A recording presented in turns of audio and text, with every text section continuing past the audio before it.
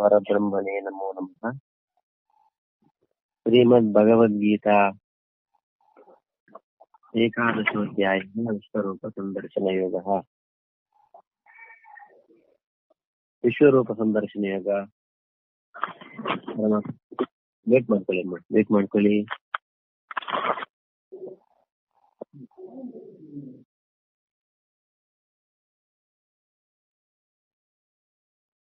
सखेति मत्वा प्रसवं यदुक्तं हे कृष्ण हे यादव हे सखेति अजानता महिमानं तवेदं मया प्रमादात् प्रणयेन वापि यच्चावहासार्थमसत्कृतोऽसि विहारशय्यासन भोजनेषु एकोतवाप्यच्युत तत्समक्षं तत्क्षामयेत्वा महमप्रमेयम्.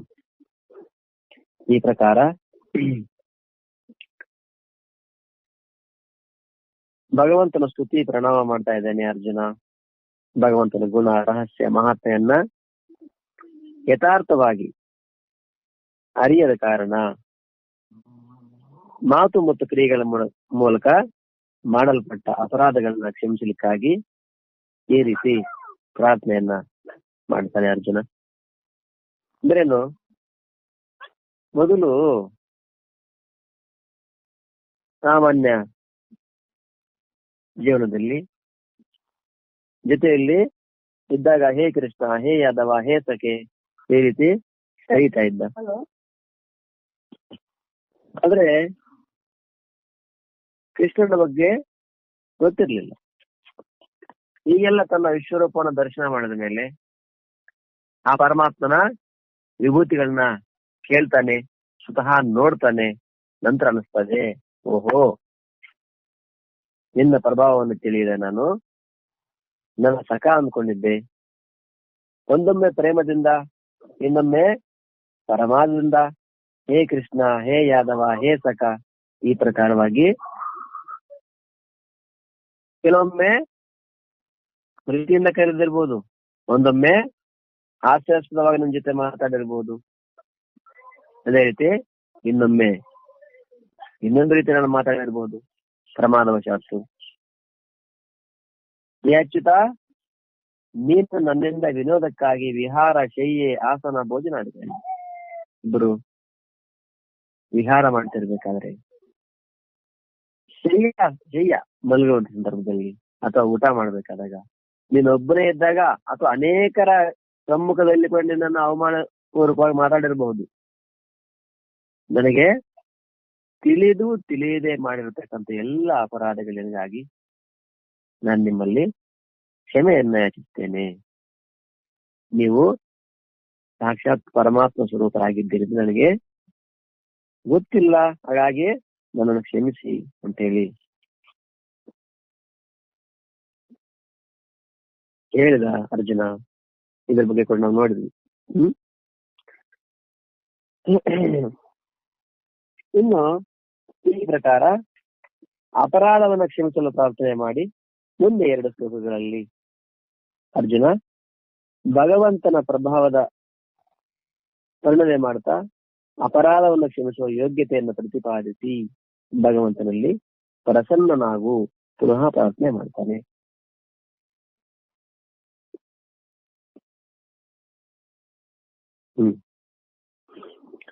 ಪಿತಾಸಿ ಲೋಕಸ್ಯ ಚರಾಚರಸ್ಯ ತ್ವಮಸ್ಯ ಪೂಜ್ಯಸ್ಯ ಗುರುರ್ಗರೀಯಾನ್ ನ ತ್ವತ್ಕಮೋಸ್ಯದ್ಯಧಿಕಃ ಕುತೋನ್ಯೋ ಲೋಕತ್ರಯೇಪ್ಯ ಪ್ರತಿಮ ಪ್ರಭಾವ.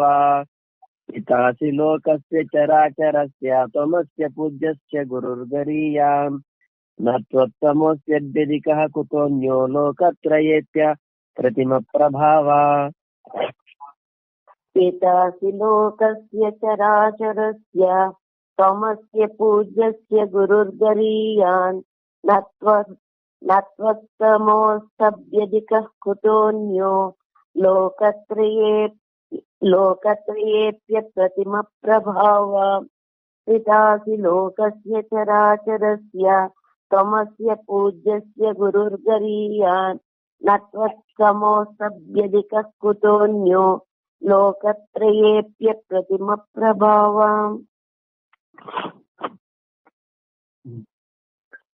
ಪಿತಾಸಿ ಲೋಕಸ್ಯ ಚರಾಚರಸ್ಯ ತ್ವಮಸ್ಯ ಪೂಜ್ಯಸ್ಯ ಗುರುರ್ಗರೀಯಾನ್ ನತ್ವೋತ್ತಮೋಸ್ಯದ್ಯಧಿಕಃ ಕುತೋನ್ಯೋ ಲೋಕತ್ರಯೇತ್ಯ ಪ್ರತಿಮ ಪ್ರಭಾವ. ತ್ವಂ ಅಸ್ಯ ಚರಾಚರಸ್ಯ ಲೋಕಸ್ಯ ಪಿತಾ ಚ ಗರೀಯಾನ್ ಗುರುಃ ಪೂಜ್ಯಃ ಅಸಿ. ಅಪ್ರತಿಮ ಪ್ರಭಾವ ಲೋಕತ್ರಯೇ ತತ್ಸಮಃ ಅಪಿ ಅನ್ಯಃ ನ ಅಸ್ತಿ ಅಭ್ಯಧಿಕಃ ಕುತಃ. ತ್ವಂ ನೀನು ಅಸ್ಯ ಚರಾಚರಸ್ಯ ಲೋಕಸ್ಯ ಪಿತ, ಈ ಚರಾಚರವಾದ ಅಚರವಾದ ಲೋಕಸ್ಯ ಜಗತ್ತಿನ ಪಿತ ತಂದೆಯಾಗಿರುವೆ. ನೀನು ಈ ಚರಾಚರ ಜಗತ್ತಿನ ತಂದೆಯಾಗಿರುವೆ. ಮತ್ತು ಗರಿಯಾನ್ ಗುರುಹು ಪೂಜ್ಯ ಅಸಿ. ಗರಿಯಾನ್ ಅತಿ ಹಿರಿಯವನಾದ ಗುರು ಮತ್ತು ಅತಿ ಪೂಜನೀಯ ಆಗಿರುವೆ. ನೀನು ಅಚರವಾದ ಜಗತ್ತಿಗೆ ತಂದೆಯಾಗಿರುವೆ, ಎಲ್ಲರಿಗಿಂತ ಹಿರಿಯನಾಗಿರುವೆ. ಯಾಕೆ? ಮನ್ವಾದಿ ಮಹರ್ಷಿಗಳು, ಅದೇ ರೀತಿ ಬ್ರಹ್ಮ, ಬ್ರಹ್ಮನು ಕೂಡ ತಂದೆಯಾಗಿರುವೆ. ಹಿಂದೆ ಬಂತು ನಮ್ಗೆ. ಹಾಗಾಗಿ ಅತಿ ಹಿರಿಯವ, ನಿಮ್ಗಿಂತ ದೊಡ್ಡವರು ಯಾರೂ ಇಲ್ಲ. ಅದೇ ರೀತಿ ಗುರು ಪೂಜ್ಯ, ಅತಿ ಪೂಜನೀಯ ಆಗಿರುವೆ. ಅಪ್ರತಿಮ ಪ್ರಭಾವ, ಅನುಪಮ ಪ್ರಭಾವ ಉಳ್ಳವನೇ. ಲೋಕತ್ರಯೇ ತತ್ಸಮಃ ಅಪಿ ಅನ್ಯಃ ನ ಅಸ್ತಿ. ಈ ಮೂರು ಲೋಕಗಳು ಅಂದ್ರೇನು? ಅನುಪಮ ಪ್ರಭಾವ ಉಳ್ಳವನೇ ಅಂದ್ರೇನು? ನಿಮ್ಮ ಪ್ರಭಾವಕ್ಕೆ ಉಪಮ, ಅದನ್ನ ಹೋಲಿಕೆ ಕೊಡ್ಲಿಕ್ಕೆ ಬೇರೆ ಏನಿದೆ? ಉಪಮ ಇವ, ಅನುಪಮ ಅಂದ್ರೇನು? ನಿಮ್ಮ ಪ್ರಭಾವ ಇಷ್ಟು ಅಂತ ಹೋಲಿಕೆ ಕೊಡ್ಲಿಕ್ಕೆ ಇನ್ನೊಂದು ಬೇರೆ ಇದ್ರೆ ತಾನೆ ಉಪಮ ಕೊಡ್ಲಿಕ್ಕೆ, ಹೋಲಿಕೆ ಕೊಡ್ಲಿಕ್ಕೆ. ಉಪಮ ಅನುಪಮ. ನಿಮ್ಮ ಪ್ರಭಾವವನ್ನ ಹೋಲಿಕೆ ಮಾಡ್ಲಿಕ್ಕೆ ಅಥವಾ ಎಷ್ಟು ಅಂತ ಹೇಳಲಿಕ್ಕೆ ಲೋಕತ್ರಯೇ ತತ್ಸಮಃ, ಮೂರು ಲೋಕಗಳಲ್ಲಿ ನಿನ್ನ ಸಮಾನರು ಅತಿ ಅನ್ಯಃ ನ ಅಸ್ತಿ, ಬೇರೆ ಯಾರು ಇರುವುದಿಲ್ಲ. ನಿನಗೆ ಸಮಾನರಾದವರು ಮೂರು ಲೋಕದಲ್ಲಿ ಯಾರು ಇಲ್ಲ. ಮತ್ತೆ ಯಾರನ್ನು ತಗೊಂಡು ನಿನಗೆ ಹೋಲಿಕೆ ಕೊಡೋದು ಅಂತ?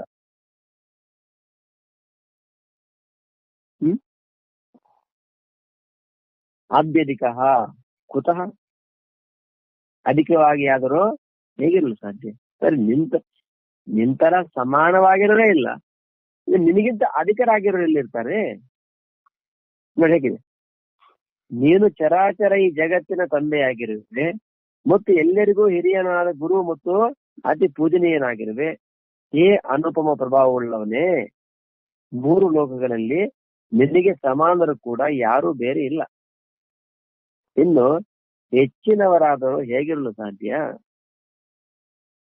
ಚರಾಚರ ಜಗತ್ತಿಗೆ ತಂದೆ, ಎಲ್ಲರಿಗೂ ಹಿರಿಯವನು ಮತ್ತೆ ಗುರು, ಅತಿ ಪೂಜನೀಯನು, ಅನುಪಮ ಪ್ರಭಾವ ಉಳ್ಳವನು. ಮೂರು ಲೋಕದಲ್ಲಿ ನಿನಗೆ ಸಮಾನರು ಯಾರು ಕೂಡ ಇಲ್ಲ. ಸಮಾನರೇ ಇಲ್ಲ ಅಂದಾಗ ಇನ್ನೆಚ್ಚಿನವರೆಲ್ಲಿರ್ತಾರೆ? ನಿನಗೆ ಸಮಾನರೇ ಇಲ್ಲ ಅಂದ್ರೆ ಇನ್ನೆಚ್ಚಿನವರೆಲ್ಲಿರ್ತಾರೆ? ಅರ್ಥಾತ್ ನೀವೇ ಹಿರಿಯರಾಗಿದ್ದೀರಿ, ಪೂಜ್ಯರಾಗಿದ್ದೀರಿ. ನೀನು ಈ ಚರಾಚರ ಜಗತ್ತಿನ ತಂದೆ, ಬಹಳ ಶ್ರೇಷ್ಠ ಗುರು ಮತ್ತು ಪೂಜನೀಯನಾಗಿದ್ದೀಯೇ. ಈ ಮಾತಿನ ಅಭಿಪ್ರಾಯವೇನು? ಈ ಮಾತಿನಿಂದ ಅರ್ಜುನನು ಅಪರಾಧಗಳನ್ನು ಕ್ಷಮಿಸುವ ಔಚಿತ್ಯದ ಪ್ರತಿಪಾದನೆ ಮಾಡಿದ್ದಾನೆ. ಅವನು ಹೇಳ್ತಾನೆ, ಹೇ ಭಗವಂತ, ಈ ಸಮಸ್ತ ಜಗತ್ತು ನಿನ್ನಿಂದಲೇ ಉತ್ಪನ್ನವಾಗಿದೆ. ಆದ್ರಿಂದ ನೀನೇ ಇದರ ತಂದೆಯಾಗಿದ್ದೀಯೇ. ಜಗತ್ತಿನ ಎಷ್ಟು ದೊಡ್ಡ ದೊಡ್ಡ ದೇವತೆಗಳು, ಮಹರ್ಷಿಗಳು ಮತ್ತು ಬೇರೆ ಬೇರೆ ಸಾಮರ್ಥ್ಯ ಪುರುಷರಿದ್ದಾರೋ ಅವರೆಲ್ಲರಲ್ಲಿ ಎಲ್ಲರಿಗಿಂತ ದೊಡ್ಡವರು ಬ್ರಹ್ಮದೇವರಾಗಿದ್ದಾರೆ. ಏಕೆಂದರೆ ಎಲ್ಲರಿಗಿಂತಲೂ ಮೊದಲು ಅವರ ಪ್ರಾದುರ್ಭಾವ ಆಗ್ತದೆ ಮತ್ತು ಅವರೇ ನಿನ್ನ ನಿತ್ಯ ಜ್ಞಾನದ ಮೂಲಕ ಎಲ್ಲರಿಗೂ ಯಥಾಯೋಗ್ಯ ಉಪದೇಶವನ್ನು ಕೊಡುತ್ತಾರೆ. ಆದರೆ ಹೇ ಪ್ರಭು, ಬ್ರಹ್ಮದೇವರು ಕೂಡ ನಿನ್ನಿಂದಲೇ ಉತ್ಪನ್ನರಾಗಿದ್ದಾರೆ ಮತ್ತು ಅವರಿಗೆ ಜ್ಞಾನವು ಕೂಡ ನಿಮ್ಮಿಂದಲೇ ದೊರೆಯುತ್ತದೆ. ಆದ್ರಿಂದ ಹೇ ಸರ್ವೇಶ್ವರನೇ, ಎಲ್ಲರಿಗಿಂತ ದೊಡ್ಡವನು, ಎಲ್ಲ ದೊಡ್ಡವರಿಗಿಂತ ದೊಡ್ಡವನು ಮತ್ತು ಎಲ್ಲರ ಏಕಮಾತ್ರ ಮಹಾನ್ ಗುರುವು ನೀನೇ ಆಗಿದ್ದೀಯೆ. ಸಮಸ್ತ ಜಗತ್ತು ಯಾವ ದೇವತೆಗಳನ್ನ ಮತ್ತು ಮಹರ್ಷಿಗಳನ್ನ ಪೂಜಿಸುತ್ತದೋ ಆ ದೇವತೆಗಳಿಗೆ ಮತ್ತು ಮಹರ್ಷಿಗಳಿಗೂ ಕೂಡ ಪರಮ ಪೂಜ್ಯ ಹಾಗೂ ನಿತ್ಯ ವಂದನೀಯರಾದ ಬ್ರಹ್ಮಾದಿ ದೇವತೆಗಳು ಮತ್ತು ವಸಿಷ್ಠಾದಿ ಮಹರ್ಷಿಗಳು ಒಂದು ವೇಳೆ ಒಂದು ಕ್ಷಣಕ್ಕಾದರೂ ನಿನ್ನ ಪ್ರತ್ಯಕ್ಷ ಪೂಜೆ ಅಥವಾ ಶ್ರವಣದ ಅವಕಾಶ ದೊರೆತರೆ ತಮ್ಮನ್ನ ಮಹಾನ್ ಭಾಗ್ಯವಂತರೆಂದು ತಿಳಿಯುತ್ತಾರೆ. ಆದ್ದರಿಂದ ಎಲ್ಲಾ ಪೂಜನೀಯರಿಗೂ ಕೂಡ ಪರಮ ಪೂಜನೀಯನು ನೀನೇ ಆಗಿದ್ದೀ. ಅದಕ್ಕಾಗಿ ಕ್ಷುದ್ರನಾದ ನನ್ನ ಅಪರಾಧಗಳನ್ನು ಕ್ಷಮಿಸುವ ನಿನಗೆ ಎಲ್ಲ ಪ್ರಕಾರದಿಂದ ಉಚಿತವಾಗಿದೆ.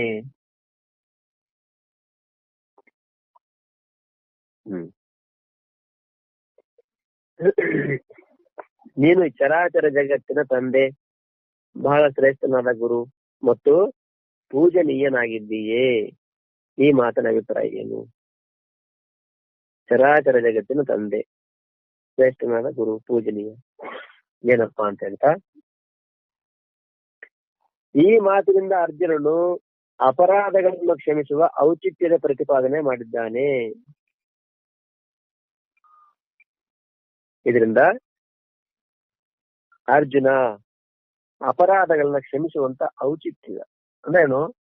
ಇಂಥ ನೀವು ಹಿರಿದಿರಿ, ಪೂಜ್ಯರಾಗಿದ್ದೀರಿ, ಎಲ್ಲರಿಗೂ ತಂದೆ ಆಗಿದ್ದೀರಿ, ನಿಮಗೆ ಸಮಾನರಾಗತಕ್ಕಂಥವ್ರು ಬೇರೆ ಯಾರು ಇಲ್ಲ, ಇನ್ನು ನಿಮಗಿಂತ ಹೆಚ್ಚಿನಾದವರು.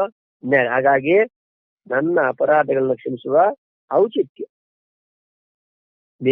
ಇವನ್ನ ಕ್ಷಮಿಸಬೇಕು. ನಿಮಗೆ ದೊಡ್ಡವರಾಗಿದ್ದಾರೆ, ಕ್ಷಮಾ ಬೇಡ, ನಾನು ಕ್ಷಮೆ ಕೇಳಲಿಕ್ಕೆ ನೀವೇ ದೊಡ್ಡವರು. ನೀವು ಕ್ಷಮಿಸಿದರೆ ಎಲ್ಲೋ ಕ್ಷಮಿಸ್ತಾನೆ.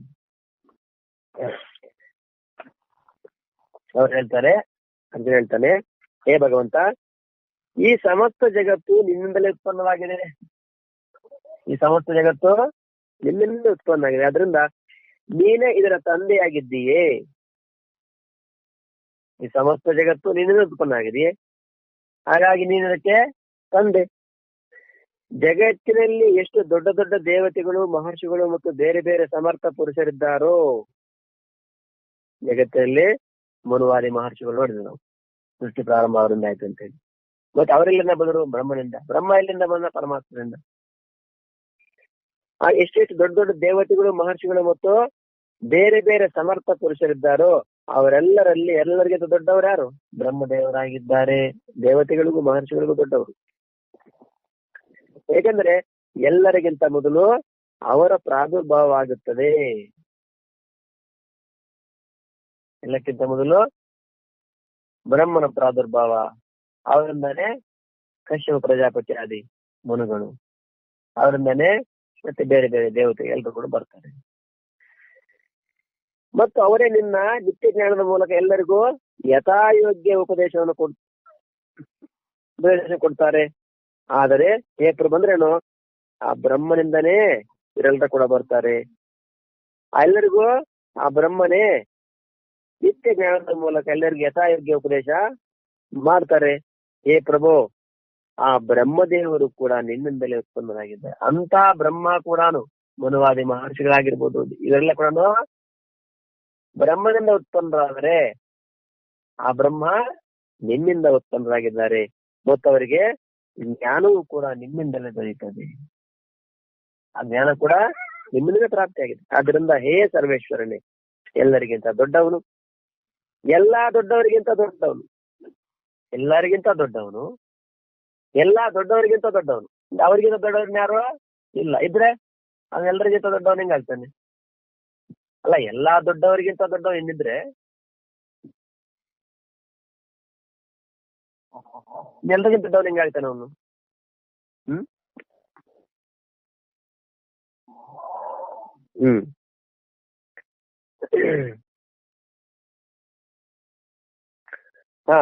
ಎಲ್ಲರಿಗಿಂತ ದೊಡ್ಡವನು, ಎಲ್ಲಾ ದೊಡ್ಡವರಿಗಿಂತ ದೊಡ್ಡವನು ಮತ್ತು ಎಲ್ಲರ ಏಕಮಾತ್ರ ಮಹಾನ್ ಗುರುವು ನೀನೇ ಆಗಿದ್ದೀಯೇ.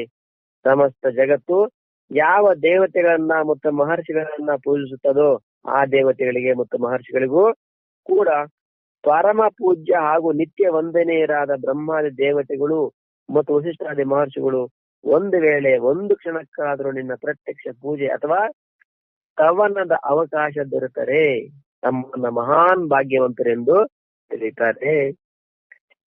ಸಮಸ್ತ ಜಗತ್ತು ಯಾವ ದೇವತೆಗಳನ್ನ ಮತ್ತು ಮಹರ್ಷಿಗಳನ್ನ ಪೂಜಿಸುತ್ತದೋ, ಸಮಸ್ತ ಜಗತ್ತು ಯಾರನ್ನ? ದೇವತೆಗಳನ್ನ ಪೂಜಿಸ್ತೀನಿ. ಋಷಿಗಳನ್ನ ಪೂಜೆ ಮಾಡ್ತಾರೆ. ಹ್ಮ್ ಹ್ಮ್ ಹ.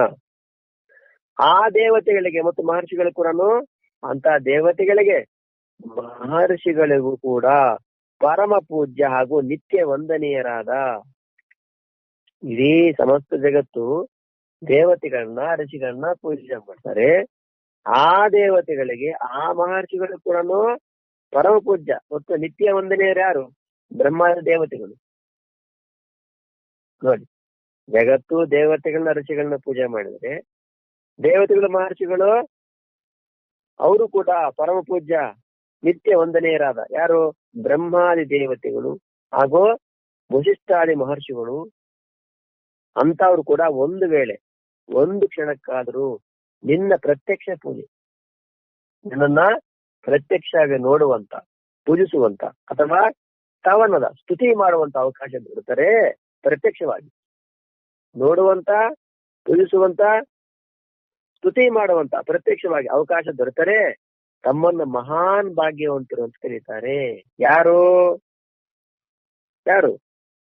ಮಹರ್ಷಿಗಳು ಮತ್ತು ನಿತ್ಯ ವಂದನೀಯನಾದ ಬ್ರಹ್ಮಾದಿ ದೇವತೆಗಳು, ವಶಿಷ್ಠಾದಿ ಇವೆಲ್ಲರೂ ಕೂಡ ಒಂದು ವೇಳೆ ಆ ಪರಮಾತ್ಮನ ಒಂದು ಕ್ಷಣಕ್ಕಾದ್ರೂ ಪ್ರತ್ಯಕ್ಷ ಪೂಜೆ ಸ್ತವನ ಮಾಡುವಂತ ಅವಕಾಶ ದೊರೆತರೆ ತಮ್ಮನ್ನ ಮಹಾನ್ ಭಾಗ್ಯವಂತರು ಎಂದು ತಿಳಿತಾರೆ. ಆದ್ರಿಂದ ಎಲ್ಲಾ ಪೂಜನೀಯರಿಗೂ ಕೂಡ ಪರಮ ಪೂಜನ ನೀನೇ ಆಗಿದ್ದೀಯೆ. ಅದಕ್ಕಾಗಿ ಕ್ಷುದ್ರನಾದ ನನ್ನ ಅಪರಾಧಗಳನ್ನ ಕ್ಷಮಿಸು, ನಿನಗೆ ಎಲ್ಲ ಪ್ರಕಾರದಿಂದ ಉಚಿತವಾಗಿದೆ, ಕ್ಷಮಿಸುವುದು ನಿನಗೆ ಉಚಿತವಾಗಿದೆ. ಹಾಗಾಗಿ ಎಲ್ಲರಿಗೂ ದೊಡ್ಡ ಉಚಿತ ನನಗೆ ಗೊತ್ತೇ, ಅವ್ರಿಗೂ ದುರ್ಲಭ. ವಶಿಷ್ಠಾದಿ ಮಹರ್ಷಿಗಳು ಮತ್ತು ಬ್ರಹ್ಮ ಅಂತವ್ರು ಕೂಡ ಒಂದು ಕ್ಷಣಕ್ಕೆ ನಿನ್ನ ಪ್ರತ್ಯಕ್ಷ ದರ್ಶನ, ಪೂಜೆ, ಸ್ತವನ, ಸ್ತುತಿ ಮಾಡುವಂತ ಅವಕಾಶ ದೊರೆತರೆ ಅವರನ್ನ ಮಹಾನ್ ಭಾಗ್ಯವಂತರು, ಅವರು ಮಹಾನ್ ತಮ್ಮನ್ನ ತಾವು ಮಹಾನ್ ಭಾಗ್ಯವಂತರ ತಿಳ್ಕೊಂತಾರೆ. ಆದ್ರಿಂದ ಎಲ್ಲಾ ಪೂಜನೀಯರು ಕೂಡ, ಎಲ್ಲಾ ಪೂಜೆಯರಿಗೂ ಕೂಡ ನೀನು ಪರಮ ಪೂಜೆಯನಾಗಿದ್ದೀ. ಹಾಗಾಗಿ ಕ್ಷುದ್ರನಾದ ನನ್ನ ಅಪರಾಧಗಳನ್ನ ಕ್ಷಮಿಸು. ಹಾಗಾಗಿ ಅಂತ ಅಷ್ಟು ದುರ್ಲಭವಾದ ಒಂದು ಪ್ರತ್ಯಕ್ಷವಾಗಿ ನೋಡುವಂತ ಮತ್ತು ಸ್ತುತಿ ಮಾಡುವಂತ, ಪೂಜಿಸುವಂತ ಅವಕಾಶ ಅರ್ಜುನನಿಗೆ ಪ್ರಾಪ್ತವಾಗಿದೆ. ಹಾಗಾಗಿ ನಾನು ಮಹಾಭಾಗ್ಯವಂತನಾಗ ಭಾವಿಸ್ತೀನಿ ಮತ್ತು ನನ್ನ ಅಪರಾಧವನ್ನ ಕ್ಷಮಿಸುವಂತ ಕೂಡ ಪ್ರಾರ್ಥನೆ ಮಾಡ್ತಾ ಇದ್ದಾನೆ. ಹೇಳು, ನಿಮ್ಮಂತವ್ರು ಕ್ಷಮಿಸಿದ್ರೆ ಇನ್ಯಾರು ಕ್ಷಮಿಸ್ತಾರೆ? ಯಾಕೆ? ನೀವು ಕ್ಷಮಿಸಿದ್ರೆ ಎಲ್ಲರೂ ಕ್ಷಮಿಸಿದಾಗೆ. ಯಾಕೆ? ಎಲ್ಲರಿಗಿಂತ ಹಿರಿಯರು. ಹಾಗಾಗಿ ಅದಕ್ಕಾಗಿ ಕ್ಷುದ್ರನಾದ ನನ್ನ ಅಪರಾಧಗಳನ್ನ ಕ್ಷಮಿಸು. ನೋಡಿ, ತನ್ನ ತಾನು ಕ್ಷುದ್ರ ಅಂತ ಕರೆದುಕೊಳ್ತಾ ಇದ್ದಾನೆ ಅರ್ಜುನ.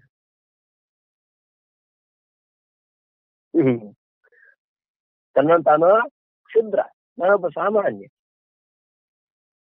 ಅಂದ್ರೆ ನಿಮ್ಮ ಮಹಿಮೆ ಪ್ರಭಾವ ಗೊತ್ತಿಲ್ಲದೆ ನಿಮ್ಮನ್ನು ಹೇ ಕೃಷ್ಣ, ಹೇ ಯಾದವ, ಬಾರ ಇಲ್ಲಿ ಹೋಗೋ, ಈ ತರ ಕೂಡ ಒಮ್ಮೆ ಪ್ರೀತಿಯಿಂದ ಮಾತಾಡಿರ್ಬೋದು, ಇನ್ನೊಮ್ಮೆ ತಮಾಷೆಗಾಗಿ ಮಾತಾಡಿರ್ಬೋದು, ಇನ್ನೊಮ್ಮೆ ಉದಾಸೀನವಾಗಿ ಮಾತಾಡಿರ್ಬೋದು, ನಿಮ್ ಜೊತೆ ಯಾವ್ಯಾವ ರೀತಿಯಲ್ಲಿ ವ್ಯವಹಾರ ಮಾಡಿರ್ಬೋದು, ಎಲ್ಲರ ಜೊತೆ ಇಲ್ಲಿ ಒಬ್ಬನೇ ಇದ್ದಾಗ.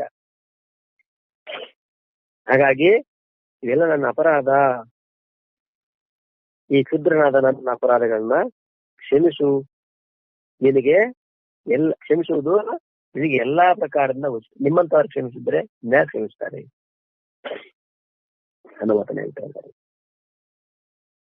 ಇನ್ನು ಅಪ್ರತಿಮ ಪ್ರಭಾವ ಎಂಬ ಸಂಬೋಧನೆಯ ಜೊತೆಗೆ 3 ಲೋಕಗಳಲ್ಲಿ ನಿನಗೆ ಸಮಾನರು ಕೂಡ ಬೇರೆ ಯಾರು ಇಲ್ಲವೆಂದಿರುವಾಗ ಮತ್ತೆ ಹೆಚ್ಚು ಹೇಗೆ ಆಗಬಲ್ಲರು?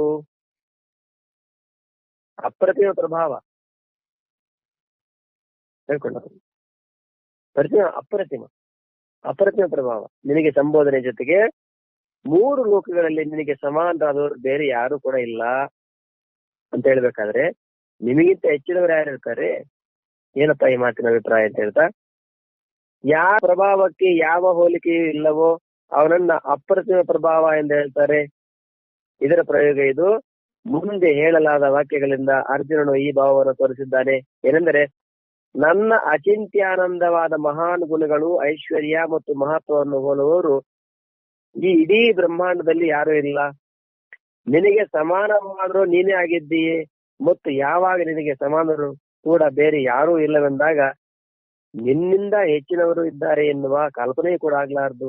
ಅಂತ ಸ್ಥಿತಿಯಲ್ಲಿ ಏ ದಯಾಮಯನೇ, ನೀನು ಒಂದು ವೇಳೆ ನನ್ನ ಅಪರಾಧಗಳನ್ನು ಕ್ಷಮಿಸದಿದ್ದರೆ ಬೇರೆ ಯಾರು ಕ್ಷಮಿಸುವರು?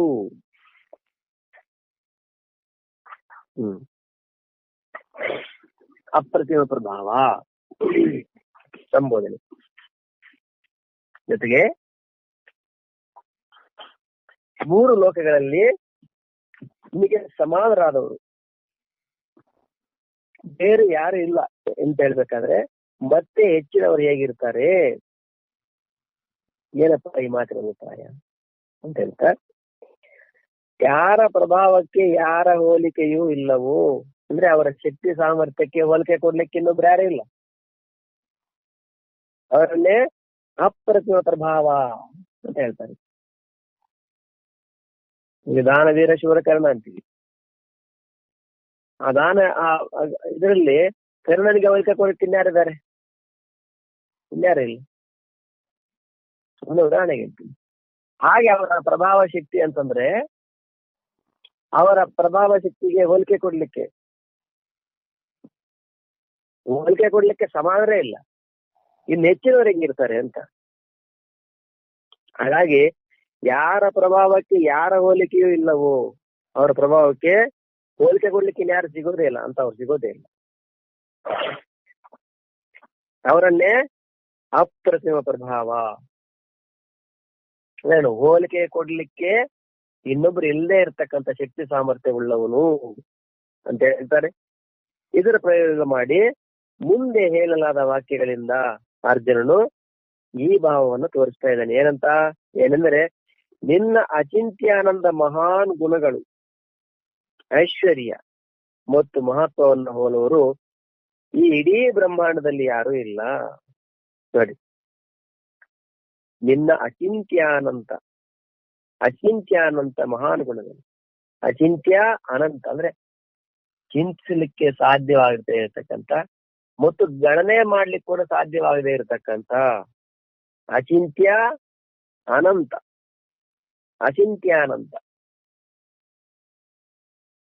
ಅಚಿಂತ್ಯಾನಂತ ಚಿಂತಿಸಲಿಕ್ಕೆ ಎಷ್ಟು ಅಂತ ಹೇಳಲಿಕ್ಕೆ ಆಗಲ್ಲ, ಇಷ್ಟು ಅಂತ ಗಣನೆ ಮಾಡ್ಲಿಕ್ಕೆ ಕೂಡ ಆಗಲ್ಲ. ಅಚಿಂತ್ಯ ಅನಂತವಾದ ಗುಣಗಳನ್ನು, ಮಹಾನ್ ಗುಣಗಳು, ಐಶ್ವರ್ಯ ಮತ್ತು ಮಹತ್ವ.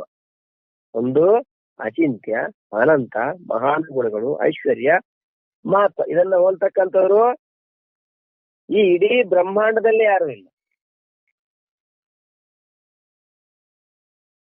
ನಿನಗೆ ಸಮಾನವಾದರೂ ನೀನೇ ಆಗಿದ್ದೀಯ. ಮತ್ತೆ ಯಾರಪ್ಪ ಅಂದ್ರೆ ನಿಮ್ಗೆ ಹೋಲಿಕೆ ಕೊಡ್ಬೇಕಾದ್ರೆ ನಿಮ್ಗೆ ಹೋಲಿಕೆ ನೀವೇ ಕೊಡ್ಬೇಕು. ನಿಮ್ಮನ್ನ ಹೋಲಿಕೆ ಕೊಡ್ಬೇಕಾದ್ರೆ ಬೇರೆ ಯಾರಿದ್ದಾರೆ? ನಿಮಗೆ ನೀವೇ ಸಾಟಿ ಹೇಳ್ತಾರಲ್ಲ, ಅವ್ರಿಗೆ ಅವರೇ ಸಾಟಿ, ಅವ್ರಿಗೆ ಸಾಟಿ ಇನ್ನೊಬ್ರಿಲ್ಲ. ಹಾಗೆ ಪರಮಾತ್ಮ ಹೋಲಿಕೆ ಮಾಡ್ಲಿಕ್ಕೆ ಇನ್ಯಾರು ಇಲ್ಲ, ಪರಮಾತ್ಮನ್ನೇ ಹೋಲಿಕೆ. ನಿನಗೆ ಸಮಾನವಾದರೂ ನೀನೇ ಆಗಿದ್ದೀಯೆ, ಮತ್ತು ಯಾವಾಗ ನಿನಗೆ ಸಮಾನರು ಕೂಡ ಬೇರೆ ಯಾರು ಇಲ್ಲವೆಂದಾಗ ನಿನಗೆ ಸಮಾನ ನೀನೇ ಆಗಿದ್ದೆ. ನಿನಗೆ ಸಮಾನರಾದವರೇ ಬೇರೆ ಯಾರು ಇಲ್ಲ ಅಂತ ಹೇಳ್ಬೇಕಾದ್ರೆ ಇನ್ನು ನಿನಗಿಂತ ಹೆಚ್ಚಿನವರು ಇದ್ದಾರೆ ಎನ್ನುವ ಕಲ್ಪನೆ ಕೂಡ ಆಗಲ್ಲ. ನಿನಗೆ ಸಮಾನರಾದವರೇ ಯಾರು ಇಲ್ಲ ಅಂತಂದ್ರೆ ನಿನಗಿಂತ ಹೆಚ್ಚಿನವರು ಇರ್ತಾರೆ. ಯಾರಿರ್ತಾರೆ? ಒಬ್ಬ ಒಳ್ಳೆ ಗುಣವಂತನೋ ಬಲವಂತನೋ ಇದ್ದಾನೆ, ಆಯ್ತು, ಇಂಥವನು ಇನ್ನೆಲ್ಲೂ ಇಲ್ಲಪ್ಪ ಅಂತ ವ್ಯಕ್ತಿ ಇಡೀ ಬೆಂಗಳೂರು ಸಿಟಿಯಲ್ಲಿ ಯಾರೂ ಇಲ್ಲ. ನಮ್ಮ ಭಾರತ ದೇಶದಲ್ಲಿ ಅಂತ ವ್ಯಕ್ತಿ ಯಾರೂ ಇಲ್ಲ ಅಂತ ಹೇಳ್ತಾರೆ. ಪ್ರಪಂಚದಲ್ಲಿ ಯಾರೂ ಇಲ್ಲ ಅಂತ ವ್ಯಕ್ತಿ. ಅಂತ ವ್ಯಕ್ತಿನೇ ಇಲ್ಲ ಅಂದ್ರೆ ಅವ್ರಿಗಿಂತ ಹೆಚ್ಚಿನವ್ರು ಯಾರು ಇರ್ತಾರೆ ಅಂತ. ಅವರ ಗುಣ, ಪ್ರಭಾವ, ಶಕ್ತಿಗೆ ಸಮಾನವಾಗುವಂತ ಇನ್ನೊಬ್ಬ ವ್ಯಕ್ತಿನೇ ಇಲ್ಲ ಅಂತಂದ್ರೆ ಅವರಿಗಿಂತ ಹೆಚ್ಚಿನವ್ರು ಇನ್ನೆಲ್ಲಿರ್ತಾರೆ? ಅರ್ಥಾತ್ ಇಲ್ಲವೇ ಇಲ್ಲ. ಹಾಗಾಗಿ ನಿನಗೆ ಸಮಾನರಾದ ಬೇರೆ ಯಾರೂ ಇಲ್ಲವೆಂದಾಗ ನಿನ್ನಿಂದ ಹೆಚ್ಚಿನವರಿದ್ದಾರೆ ಎನ್ನುವ ಕಲ್ಪನೆ ಕೂಡ, ಅದನ್ನ ಕಲ್ಪನೆ ಕೂಡ ಮಾಡ್ಲಿಕ್ಕಾಗಲ್ಲ. ನಿನಗೆ ಸಮಾನರಾದವರೇ ಇಲ್ಲ ಅಂತಂದ್ರೆ ನಿನಗಿಂತ ಹೆಚ್ಚಿನವರನ್ನ ಕನಿಷ್ಠ ಕಲ್ಪನೆ ಮಾಡಿಕೊಳ್ಳಿಕ್ಕೂ ಸಾಧ್ಯ ಇಲ್ಲ. ಅಂತಹ ಸ್ಥಿತಿಯಲ್ಲಿ ಹೇ ದಯಾಮಯನೇ, ಅಂತಸ್ತಿ ಇರಬೇಕಾದ್ರೆ ಹೇ ದಯಾಮಯನೇ, ನೀನು ಒಂದು ವೇಳೆ ನನ್ನ ಅಪರಾಧಗಳನ್ನು ಕ್ಷಮಿಸದಿದ್ದರೆ, ನಿಮ್ಮಂತವ್ರು ನಾನು ಅಪರಾಧಗಳನ್ನ ಕ್ಷಮಿಸ್ತಾ ಇದ್ರೆ ಬೇರೆ ಯಾರು ಕ್ಷಮಿಸ್ತಾರೆ? ಯಾಕೆ ಎಲ್ಲರಿಗಿಂತ ದೊಡ್ಡವ್ರು ನೀವು.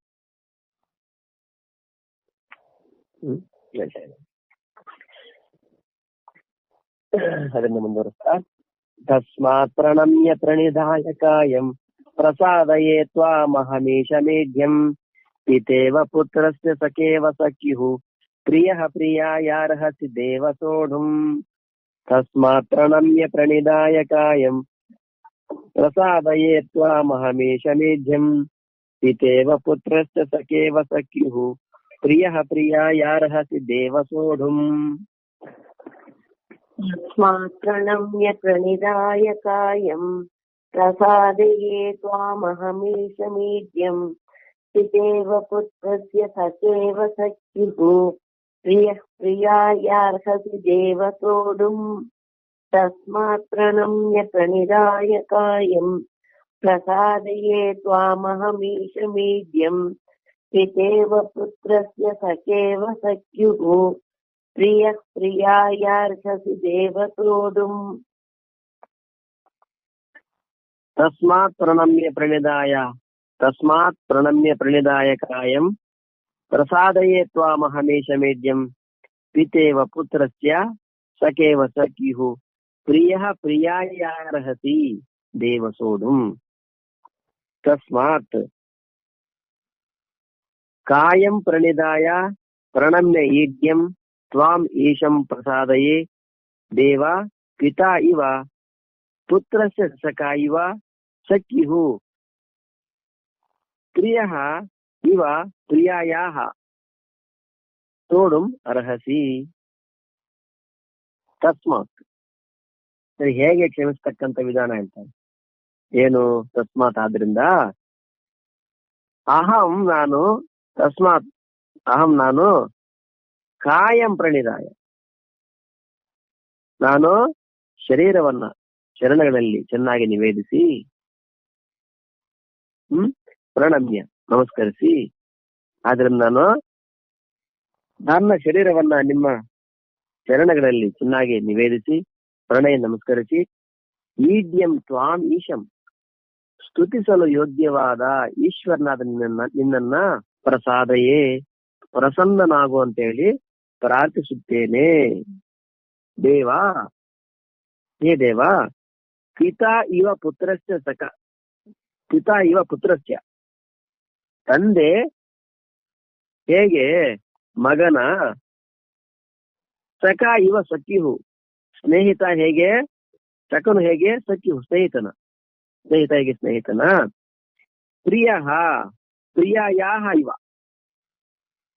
ಪತಿಯು ಪ್ರಿಯಾಯಾಃ ಪ್ರಿಯತಮೆಯ ಪತ್ನಿಯ ಅಪರಾಧಗಳನ್ನ ಸಹಿಸುತ್ತಾರೆಯೋ ಹಾಗೆ ನೀನು ಸಹ ನನ್ನ ಅಪರಾಧವನ್ನ ಸೋಢುಂ ಅರ್ಹಸಿ ಸಹಿಸಲು ಯೋಗ್ಯನಾಗಿರುವೆ. ಅರ್ಹಸಿ ನೋಡಿ ಉಪಮಾನ ಹೆಂಗ್ ಕೊಡ್ತಾರೆ. ಈಗ ಆ ವಿಶ್ವರು ವಿರಾಟ್ ರೂಪದಲ್ಲಿ ಎಲ್ರು ಹೇಗೆ ಪ್ರವೇಶ, ಭೀಷ್ಮ, ದ್ರೋಣ, ಜಯದ್ರಾತಿ ಮಹಾವೀರರು ಹೇಗೆ ಪ್ರವೇಶ ಮಾಡ್ತಾರೆ ಅನ್ಲಿಕ್ಕೆ, ಹೇಗೆ ನದಿಗಳು ಸಮುದ್ರವನ್ನು ಸೇರ್ತದೋ, ಯಥಾ ನದ್ಯ ಸಂಧ್ಯಮಾನ ನಾಮರೂಪ ವಿಹಾಯ,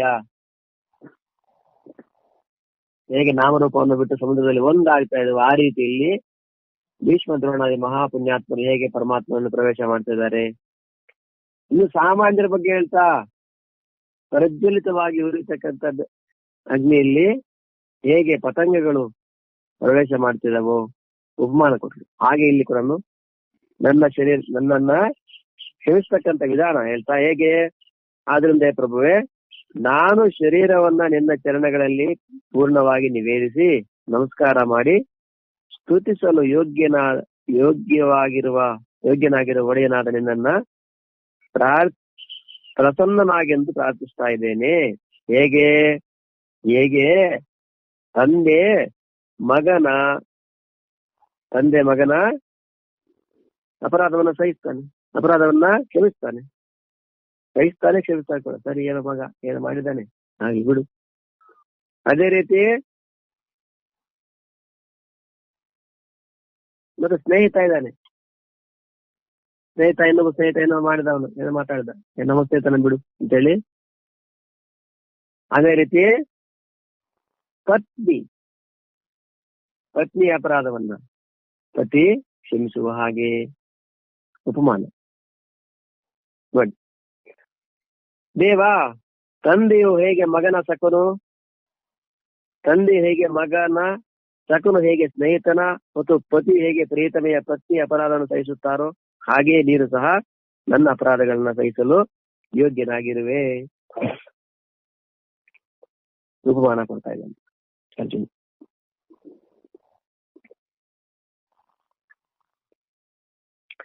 ತಸ್ಮಾತ್ ಎಂಬ ಪದ ಪ್ರಯೋಗದ ಭಾವ ಏನು? ತಸ್ಮಾತ್ ಆದ್ರಿಂದ, ತಸ್ಮಾತ್ ಆದ್ರಿಂದ ಅಂದ್ರೆ ಏನು? ಇಂದಿನ ಶ್ಲೋಕದಲ್ಲಿ ಭಗವಂತನ ಮಹಿಮೆಗಳುಳ್ಳ ಗುಣಗಳ ವರ್ಣನೆ ಮಾಡಲಾದ ಆ ಗುಣಗಳನ್ನು ಭಗವಂತನು ಪ್ರಸನ್ನನಾಗುವುದಕ್ಕೆ ಕಾರಣವೆಂದು ತಿಳಿಸುವುದಕ್ಕಾಗಿ ತಸ್ಮಾತ್ ಪದದ ಪ್ರಯೋಗ ಮಾಡಲಾಗಿದೆ. ನೀನು ಈ ಪ್ರಕಾರದ ಮಹತ್ವ ಮತ್ತು ಪ್ರಭಾವದಿಂದ ಕೂಡಿರುವೆ, ಆದ್ದರಿಂದ ನನ್ನಂತಹ ದೀನ ಶರಣಾಗತನ ಮೇಲೆ ದಯವಿಟ್ಟು ಪ್ರಸನ್ನನಾಗುವುದು ನಿನ್ನ ಸ್ವಭಾವವೇ ಆಗಿದೆ ಎಂದು ನಾನು ತಿಳಿಯುತ್ತೇನೆ. ಅದಕ್ಕಾಗಿ ನಾನು ಸಾಹಸಗೆದ್ದು ನಿನ್ನಲ್ಲಿ ವಿನಯಪೂರ್ವಕ ಪ್ರಾರ್ಥಿಸುತ್ತೇನೆ, ನೀನು ನನ್ನ ಮೇಲೆ ಪ್ರಸನ್ನನಾಗು. ತಸ್ಮಾತ್ ಪ್ರಣಮ್ಯ ಪ್ರಣಿಧಾಯಕಾಯಂ.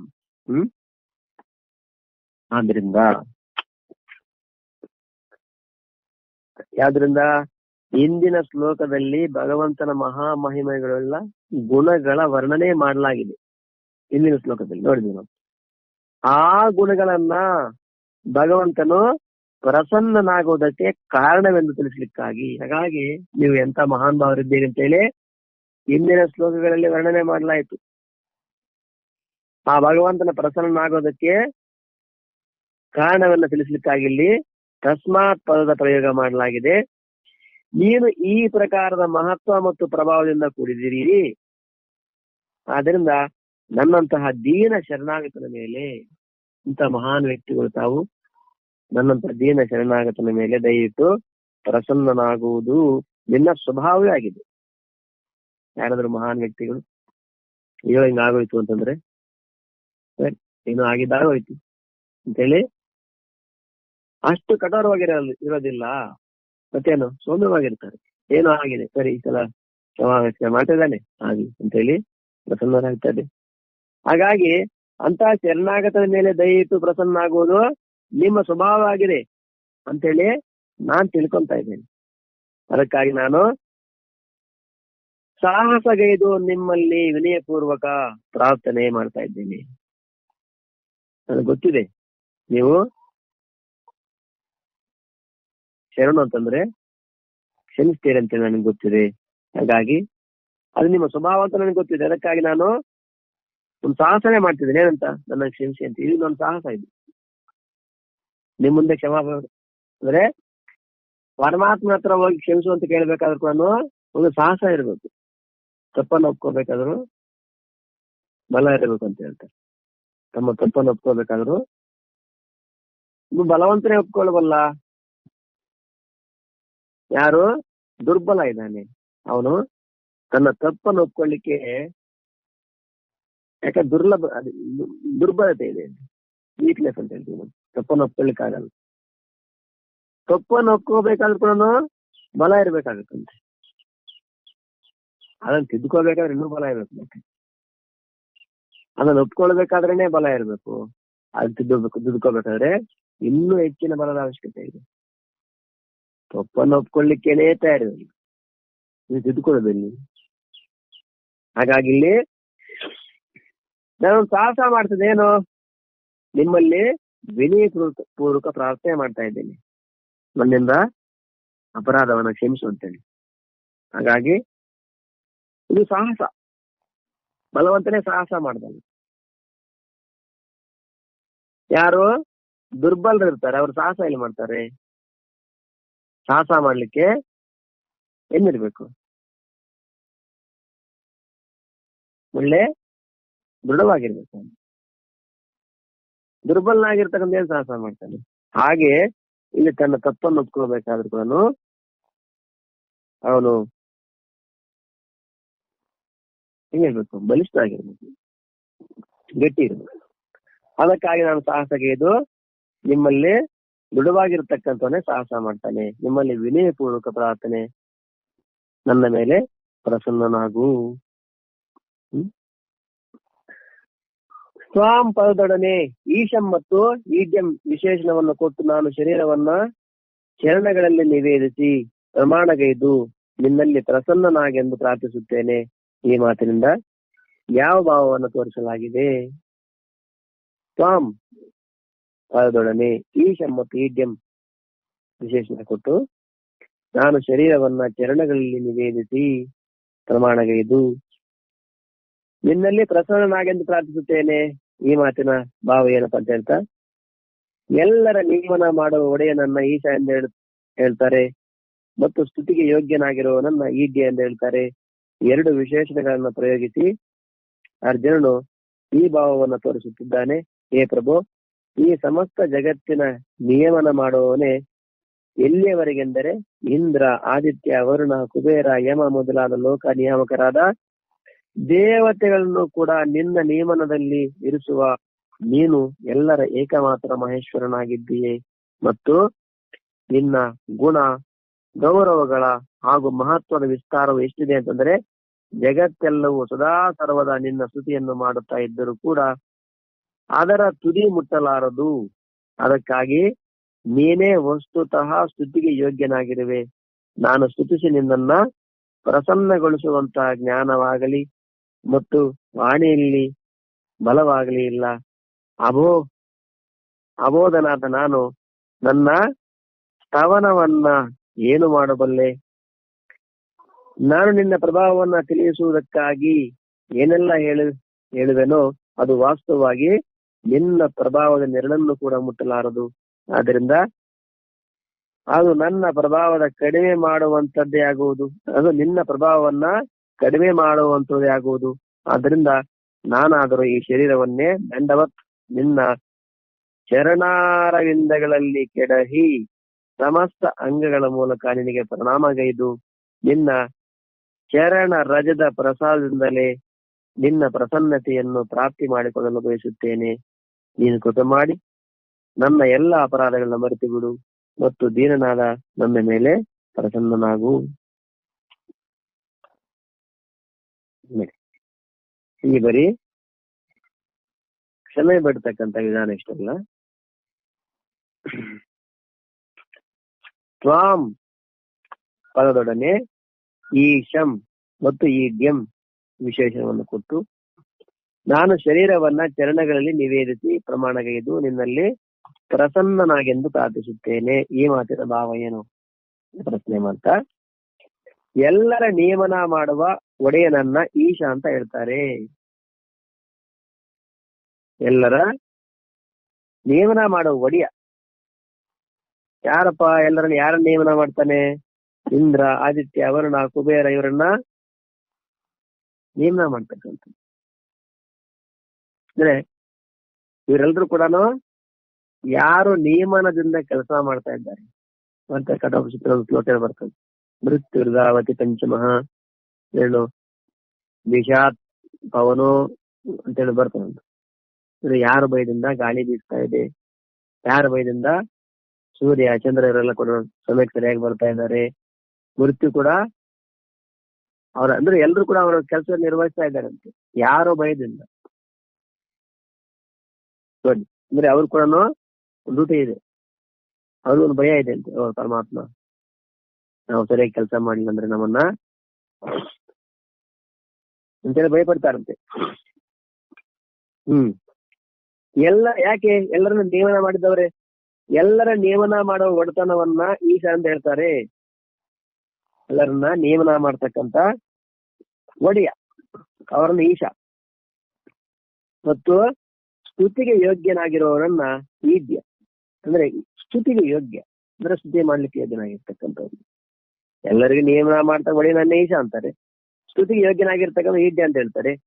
ಎರಡು ವಿಶೇಷಣಗಳನ್ನ ಪ್ರಯೋಗಿಸಿ ಅರ್ಜುನನು ಈ ಭಾವವನ್ನು ತೋರಿಸ್ತಾ ಇದೆ. ಏನಂತ? ಹೇ ಪ್ರಭು, ಈ ಸಮಸ್ತ ಜಗತ್ತಿನ ನಿಯಮನ ಮಾಡುವವನೇ ಎಲ್ಲಿಯವರೆಗೆಂದರೆ ಇಂದ್ರ, ಆದಿತ್ಯ, ವರುಣ, ಕುಬೇರ, ಯಮ ಮೊದಲಾದ ಲೋಕ ನಿಯಾಮಕರಾದ ದೇವತೆಗಳನ್ನು ಕೂಡ ನಿನ್ನ ನಿಯಮನದಲ್ಲಿ ಇರಿಸುವ ನೀನು ಎಲ್ಲರ ಏಕಮಾತ್ರ ಮಹೇಶ್ವರನಾಗಿದ್ದೀಯೇ.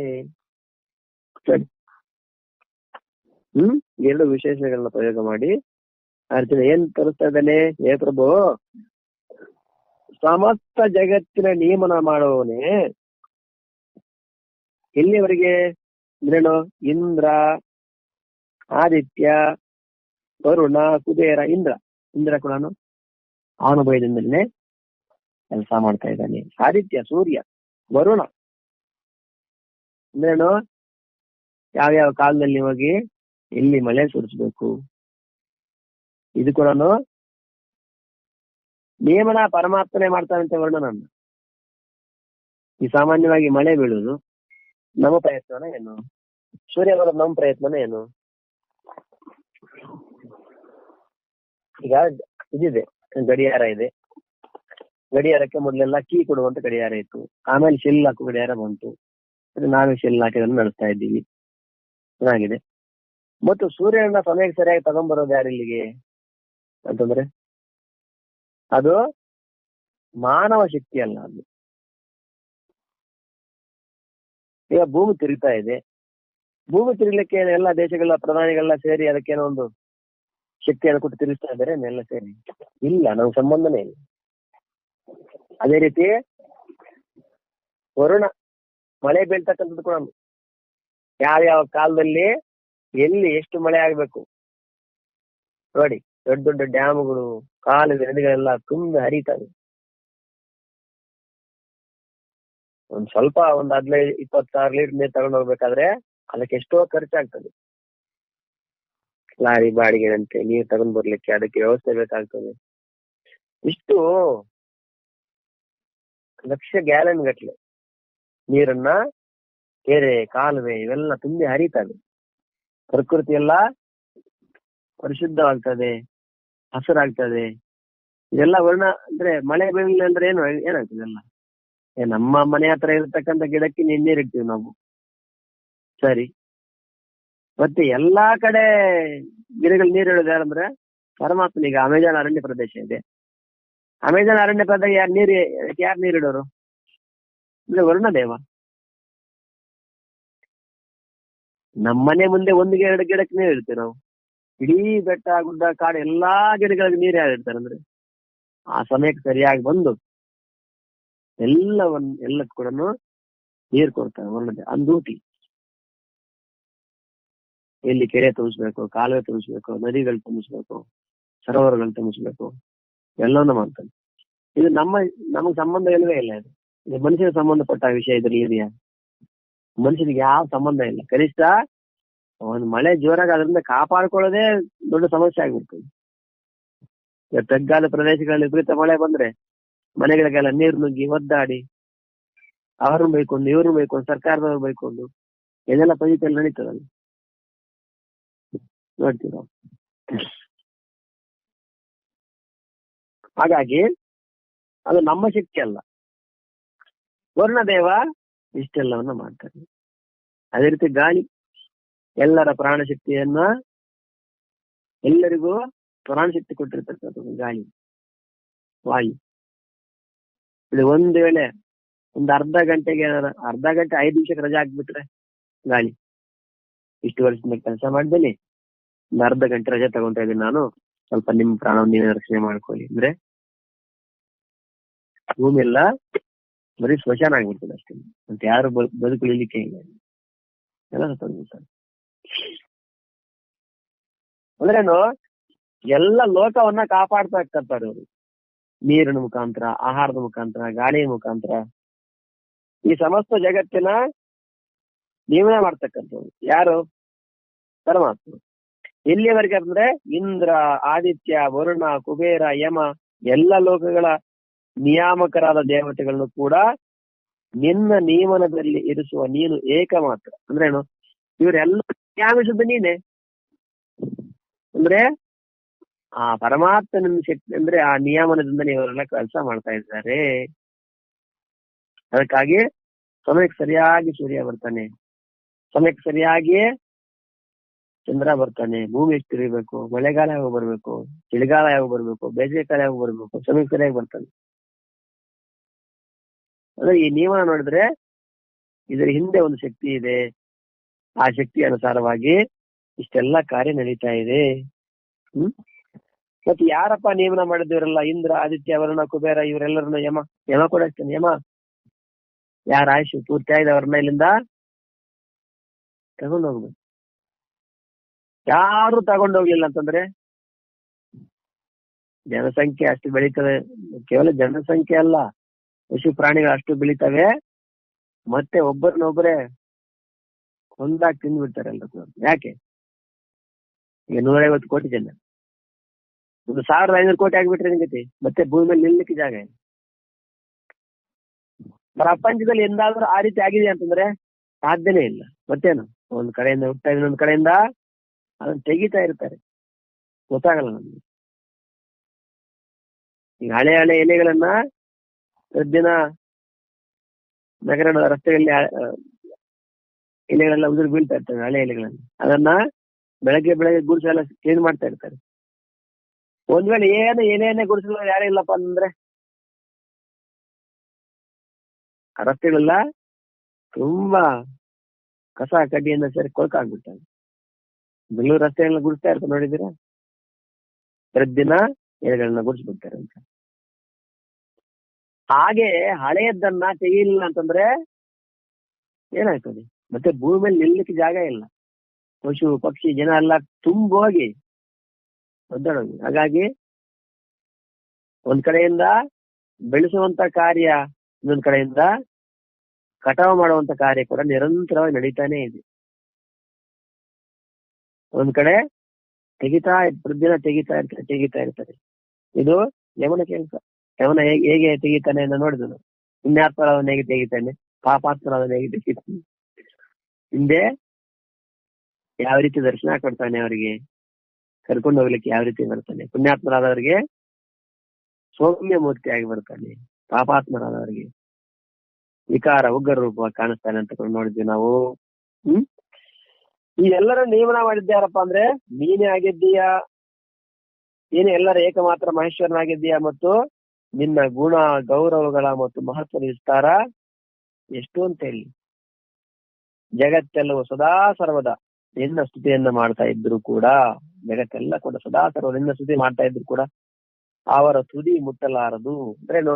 ನಾವೆಷ್ಟು ಸ್ತುತಿ ಮಾಡಿದ್ರು ಏನನ್ನ ನಿನ್ ತುದಿ ಮುಟ್ಲಿಕ್ಕೆ ಆಗಲ್ಲ. ಅದಕ್ಕಾಗಿ ನೀನೇ ವಸ್ತುತಃ ಸ್ತುತಿಗೆ ಯೋಗ್ಯನಾಗಿರುವೆ. ಸ್ತುತಿ ಮಾಡ್ಲಿಕ್ಕೆ ಯೋಗ್ಯನಾದವರು ಯಾರಪ್ಪ ಅಂದ್ರೆ ಪರಮಾತ್ಮ ಒಬ್ಬನೇ. ಮತ್ತು ನಾನು ಸ್ತುತಿಸಿ ನಿನ್ನನ್ನ ಪ್ರಸನ್ನಗೊಳಿಸುವಂತಹ ಜ್ಞಾನವಾಗಲಿ ವಾಣಿಯಲ್ಲಿ ಬಲವಾಗಲಿ ಇಲ್ಲ. ಮತ್ತೆ ನಿನ್ನನ್ನ ಸ್ತುತಿ ಮಾಡುವಂತ ಪ್ರಸನ್ನಗೊಳಿಸುವಂತ ಜ್ಞಾನ ಆಗ್ಲಿ ವಿದ್ವತ್ತಾಗ್ಲಿ ಆ ನನ್ನ ವಾಣಿಯಲ್ಲಿ ಬಲವಾಗ್ಲಿ ಇಲ್ಲಿದೆ ಪರಮಾತ್ಮನೇ. ಅಬೋಧನಾದ ನಾನು ನಿನ್ನ ಸ್ತವನವನ್ನ ಏನು ಮಾಡುದು ಅಂದ್ರೆ ನನಗೇನು ಗೊತ್ತಿಲ್ಲ. ಅಬೋಧ ಅಂದ್ರೆ ಏನು? ನನಗೇನು ಗೊತ್ತಿಲ್ಲ. ನಿಮ್ಮನ್ನ ಹೇಗೆ ಸ್ತುತಿ ಮಾಡಬೇಕು, ಹೇಗೆ ನಿಮ್ಮನ್ನ ಪ್ರಾರ್ಥನೆ ಮಾಡ್ಬೇಕು ಅಂತ ನನಗೆ ಅಬೋಧ. ಏನ ಹೇಳ್ತಿರಲ್ಲ, ನಾನೊಬ್ಬ ಮೂಢನಾಗಿದ್ದೇನೆ, ನನ್ನಂತ ಮೂರ್ಖ ಏನು ಮಾಡ್ಲಿಕ್ಕೆ ಸಾಧ್ಯ? ನಿಮ್ಮನ್ನ ಏನು ಸ್ತುತಿ ಮಾಡಬಲ್ಲ? ಅಬೋಧ ಅಂತಂದ್ರೆ ಅರ್ಥ ಇದೆ ಅಂದ್ರೆ ಏನು? ಬೋಧೆ ಇಲ್ಲದೆ ಇರ್ತಕ್ಕಂಥವ್ರು, ನನಗೇನು ಗೊತ್ತಿಲ್ಲ, ಒಬ್ಬ ಅಜ್ಞಾನಿ ಮಾತು ಸುಮ್ಮನೆ. ಹಾಗೆ ಅಬೋಧನಾದ ನಾನು ನಿನ್ನ ಸ್ತವನ ಅಂದ್ರೆ ಸ್ತುತಿ, ಸ್ತೋತ್ರ, ಪ್ರಾರ್ಥನೆ ಏನು ಗೊತ್ತಿಲ್ಲದೆ ಇರ್ತಕ್ಕಂಥ ನಾನು ನಿನ್ನ ಸ್ತೋತ್ರವನ್ನ, ನಿನ್ನ ಪ್ರಾರ್ಥನೆಯನ್ನ, ನಿನ್ನನ್ನ ಸ್ತುತಿ ಹೇಗೆ ಮಾಡಬಲ್ಲೆ? ನಾನು ನಿನ್ನ ಪ್ರಭಾವವನ್ನ ತಿಳಿಸುವುದಕ್ಕಾಗಿ ಏನೆಲ್ಲ ಹೇಳುವೆನು ಅದು ವಾಸ್ತವವಾಗಿ ನಿನ್ನ ಪ್ರಭಾವದ ನೆರಳನ್ನು ಕೂಡ ಮುಟ್ಟಲಾರದು. ನಾನು ಅಬೋಧ, ನಿನ್ನ ಸ್ತವನ ಸ್ತೋತ್ರ ಸ್ತುತಿ ಮಾಡ್ಲಿಕ್ಕೆ ಸಾಧ್ಯ ಇಲ್ಲ. ಅಂತ ನಾನು ನಿನ್ನ ಪ್ರಭಾವವನ್ನು ತಿಳಿಸ್ಲಿಕ್ಕಾಗಿ ಏನೆಲ್ಲ ಹೇಳ್ತಾ ಇದ್ದನು ಅದು ವಾಸ್ತವವಾಗಿ ನಿನ್ನ ಪ್ರಭಾವದ ನೆರಳನ್ನು ಕೂಡ ಮುಟ್ಲಿಕ್ಕೆ ಸಾಧ್ಯ ಇಲ್ಲ. ನನ್ನ ಪ್ರಾರ್ಥನೆ ಇದೆಲ್ಲ ಏನೇನೂ ಅಲ್ಲ. ಆದ್ರಿಂದ ಅದು ನಿನ್ನ ಪ್ರಭಾವವನ್ನ ಕಡಿಮೆ ಮಾಡುವಂತೆ ಆಗುವುದು. ನಾನು ಎಷ್ಟು ಹೇಳಿದ್ರು ಅದು ಕಡಿಮೆನೆ. ನಿನ್ನ ಪ್ರಭಾವವನ್ನ, ಶ್ರವಣವನ್ನ, ಅಬೋದು ನಾನು ಎಷ್ಟು ಹೇಳಿದ್ರು ಅದು ಕಡಿಮೆನೆ ಆಗೋದು. ಆದ್ರಿಂದ ನಾನಾದರೂ ಇನ್ನೇನ್ ಮಾಡ್ಲಿಕ್ಕೆ ನನ್ನ ಹತ್ರ ಏನಿದೆ ಅಂತ ಮತ್ತೇನ್ ಮಾಡ್ತೀನಿ ಈಗ? ಶರೀರವನ್ನೇ ದಂಡವತ್ತಿನ ಚರಣಾರವಿಂದದಲ್ಲಿ ಕೆಡಹಿ. ನಿನ್ನ ಮೊದಲನೇದಾಗಿ ಅಬೋಧನಾದ ನಾನು, ನನಗೇನು ಗೊತ್ತಿಲ್ಲ, ಹೇಗೆ ನಿನ್ನ ಸ್ತುತಿ ಮಾಡ್ಲಿ? ನಾನೆಷ್ಟು ಮಾಡಿದ್ರು ಅದು ಕಮ್ಮಿನೇ. ಆದ್ರಿಂದ ನನಗೆ ನನ್ನಲ್ಲಿ ಇನ್ನೇನು ಉಪಾಯ? ಒಂದೇ ಒಂದು ಉಪಾಯ, ಏನು? ಸಾಷ್ಟಾಂಗ ಪ್ರಣಾಮ ಮಾಡೋದು ಒಂದೇ ಉಪಾಯ. ನೋಡಿ, ಈ ಶರೀರವನ್ನೇ ದಂಡವತ್ ನಿನ್ನ ಚರಣಾರವಿಂದಗಳಲ್ಲಿ ಕೆಡಹಿ. ದಂಡವತ್, ದಂಡ ಹೀಗೆ ಒಂದು ಕೋಲನ್ನ ಕೆಳಗೆ ಬೀಳಿಸಿದ್ರೆ ಅದನ್ನ ದಂಡ ಉಪಮಾನ ಕೊಡ್ತಾರೆ. ದಂಡವತ್ ಮಹಾರಾಜ್, ದಂಡವತ್. ದಂಡವತ್ ಅಂದ್ರೆ ಏನು? ದಂಡ ಅಂದ್ರೆ ಕೋಲನ್ನ ಕೆಳಗೆ ಬೀಳಿಸಿದ್ರೆ ಹೆಂಗೆ? ಪೂರ ಸಾಷ್ಟಾಂಗ ಅಂತ ಕೂಡ ಹೇಳ್ತಾರೆ. ಸಾಷ್ಟಾಂಗ ಅಂದ್ರೆ 8 ಅಂಗಗಳ ಸಹಿತವಾಗಿ ಅಂತ ಒಂದು ದಂಡವತ್. ಏನು? ಒಂದು ದಂಡವನ್ನ ಕೆಳಗೆ ಬಿಟ್ರೆ ಹೇಗೆ ಕೆಳಗೆ ಬಿದ್ದೋಗ್ತದೆ? ಅದು ಪೂರ್ತಿ ಮಲಗಿ ಬಿಡ್ತದೆ. ಹಾಗೆ ದಂಡವತ್, ಸಾಷ್ಟಾಂಗ ಪ್ರಣಾಮ ಒಂದು ಮಾತ್ರ ಮಾಡಬಲ್ಲ. ಈ ಶರೀರವನ್ನೇ ದಂಡವತ್ತಿನ ಚರಣಾರವಿಂದಗಳಲ್ಲಿ ಕೆಡಹಿ ಅಂದ್ರೆ ಬೀಳಿಸಿ, ಸಮಸ್ತ ಅಂಗಗಳ ಮೂಲಕ ನಿನಗೆ ಪ್ರಣಾಮ. ಸಮಸ್ತ ಅಂಗಗಳು ಯಾವುದಿಲ್ಲಿ? ಸಾಷ್ಟಾಂಗ, ಹಣೆ, ಕೈ, ಕಾಲು, ಹೃದಯ ಎಲ್ಲ ಸಮಸ್ತ ಅಂಗಗಳನ್ನ ಶರೀರವನ್ನ ಪೂರ ದೇಹದ ಮೇಲೆ ಬೀಳಿಸಿ, ನಿನ್ನ ಚರಣಾರವಿಂದಗಳಲ್ಲಿ ಕೆಡಹಿ ಸಮಸ್ತ ಅಂಗಗಳ ಮೂಲಕ ನಿನಗೆ ಪ್ರಣಾಮಗೈದು, ಪ್ರಣಾಮ ಮಾಡಿ ನಿನ್ನ ಚರಣ ರಜದ ಪ್ರಸಾದದಿಂದಲೇ. ಚರಣ ರಜ ಅಂದ್ರೆ ನಿನ್ನ ಪಾದ ಧೂಳಿಯಿಂದ. ರಜ ಅಂತಂದ್ರೆ ಪಾದ ಧೂಳಿ, ಚರಣ ರಜ ಪಾದ ಧೂಳಿ. ಅದನ್ನೇ ಪ್ರಸಾದದಿಂದಲೇ, ಆ ಚರಣ ರಜದ ಪ್ರಸಾದದಿಂದಲೇ ನಿನ್ನ ಪ್ರಸನ್ನತೆಯನ್ನ ಪ್ರಾಪ್ತಿ ಮಾಡಿಕೊಳ್ಳಲು ಬಯಸುತ್ತೇನೆ. ನಿನ್ನ ಆ ಪಾದ ಧೂಳಿಯಿಂದನೇ ನಿನ್ನ ಪ್ರಸನ್ನತೆಯನ್ನ ಪ್ರಾಪ್ತಿ ಮಾಡಿಕೊಳ್ಳಲು ಬಯಸ್ತೇನೆ. ನೀನು ಕೃಪೆ ಮಾಡಿ ನನ್ನ ಎಲ್ಲ ಅಪರಾಧಗಳನ್ನು ಮರೆತು ಬಿಡು ಮತ್ತು ದೀನನಾದ ನನ್ನ ಮೇಲೆ ಪ್ರಸನ್ನನಾಗು. ಹಾಗಾಗಿ ನನ್ನ ಎಲ್ಲ ಪ್ರಸನ್ನ ಈ ರೀತಿ ಅಂದ್ರೆ ನನ್ನಲ್ಲಿ ನಿನ್ನ ಸ್ತುತಿ ಮಾಡ್ಲಿಕ್ಕೆ, ಸ್ತೋತ್ರ ಮಾಡ್ಲಿಕ್ಕೆ ನಾನು ಅಬೋಧನು. ಇನ್ನು ನನಗೆ ಅಷ್ಟು ಗೊತ್ತಿಲ್ಲ ನಿಮ್ ಬಗ್ಗೆ ಏನು ಹೇಳ್ಬೇಕು ಅಂತ ನನಗೆ. ಹಾಗಾಗಿ ನನ್ನಲ್ಲಿ ಉಳಿದಿರ್ತಕ್ಕಂಥ ಏಕೈಕ ಉಪಾಯ ಒಂದು ಸಾಷ್ಟಾಂಗ ದಂಡವತ್ ಪ್ರಣಾಮ ಮಾಡೋದು ಒಂದೇ ಬಾಕಿ. ಇನ್ನೇನಿಲ್ಲ ನಮ್ಮ ಹತ್ರ. ಏನು ಎಷ್ಟು ಸಾಮರ್ಥ್ಯ ಇಲ್ಲ ನಿಮ್ಮನ್ನು ಸ್ತುತಿ ಮಾಡ್ಲಿಕ್ಕೆ, ಸ್ತೋತ್ರ ಮಾಡ್ಲಿಕ್ಕೆ. ಇಷ್ಟೆಲ್ಲ ಮಾಡಿದ್ರು ಅದು ಕಡಿಮೆ ಆಗ್ತಾ ಇದೆ. ಹಾಗಾಗಿ ನಿನ್ನ ಚರಣ ರಜದ ಪ್ರಸಾದದಿಂದಲೇ ನಿನ್ನ ಪ್ರಸನ್ನತೆಯನ್ನು ಪ್ರಾಪ್ತಿ ಮಾಡಿಕೊಳ್ಳಲು ಬಯಸ್ತೇನೆ. ನೀನು ಕೃಪೆ ಮಾಡಿ ನನ್ನ ಮೇಲೆ ನನ್ನ ಎಲ್ಲ ಅಪರಾಧವನ್ನು ಮರೆತು ಬಿಡು, ಎಲ್ಲ ಅಪರಾಧವನ್ನು ಕ್ಷಮಿಸು. ದೀನನಾದ ನನ್ನ ಮೇಲೆ ಪ್ರಸನ್ನನಾದ. ನಾನು ದೀನಂದ್ರೆ ಏನು? ಇನ್ನೇನೂ ಮಾಡ್ಲಿಕ್ಕೆ ಶಕ್ತಿ ಇಲ್ಲವನಾಗಿದ್ದೇನೆ. ಇದಕ್ಕಿಂತ ಇನ್ನೇನ್ ಮಾಡ್ಲಿ ನಾನು? ಸ್ತುತಿ ಮಾಡೋಣ ಅಂತಂದ್ರೆ ನನಗೇನು ವಿಶೇಷವಾಗಿ ಗೊತ್ತಿಲ್ಲ. ಸ್ತೋತ್ರ ಮಾಡೋಣ ಅಂತೇನಾ? ಎಷ್ಟು ಹೇಳಿದ್ರು ಕಮ್ಮಿನೇ. ಇನ್ನು ಸಾಷ್ಟಾಂಗ ದಂಡ ಪ್ರಣಾಮ ಮಾಡ್ತೀನಿ. ಅದಕ್ಕಿಂತ ಇನ್ನೇನು ಮಾಡ್ಲಿಲ್ಲ. ಈ ದೀನನಾದ ನನ್ನ ಮೇಲೆ ಪ್ರಸನ್ನನಾಗಿ, ಅದಕ್ಕಿಂತ ನಂತರ ಏನಿದೆ? ಹಾಗಾಗಿ ಈ ಪ್ರಸನ್ನರಾಗಿ ತಂದೆ, ಮಗ, ಮಿತ್ರ ಮತ್ತು ಪತಿ ಪತ್ನಿಯರ ಉಪಮೆಯನ್ನು ಕೊಟ್ಟು ಅಪರಾಧವನ್ನ ಕ್ಷಮಿಸುವ ಯೋಗ್ಯತೆಯನ್ನ ಸಿದ್ಧಪಡಿಸುವುದರ ಅಭಿಪ್ರಾಯವೇನು?